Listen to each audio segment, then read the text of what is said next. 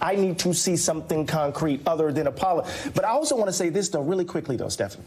If Donald Trump is the emergency that you say he is, if he is that emergency, and the Democratic Party puts forward Bernie Sanders, and you tell me that you can't vote for him, then it seems to me that Donald Trump isn't the emergency that you say he is. But then my question to you, Eddie, would just quickly be, when you look at the 2018 midterms, the majority of Democrats that flipped the House were moderates, save a couple. So when you say the Democratic base is far to the left, they weren't in the historic 2018 midterms. Well, I think what's interesting, I don't like to use the language of far to the left. What I think is that what we saw is that Democratic voters across the board, whether they were progressive or whether they were moderate, understood that they had to turn out in order to flip the House. And what we saw is that progressives in Alabama voted for Doug Jones, knowing who Doug Jones was. Progressives in Virginia. Wouldn't you say Doug Jones is quite moderate? Yeah, progressives in Virginia. Progressives, exactly. Voted a coalition, a broad coalition of progressive Democrats and Republicans. Will those Republican voters vote for a socialist who honeymooned in the Soviet Union,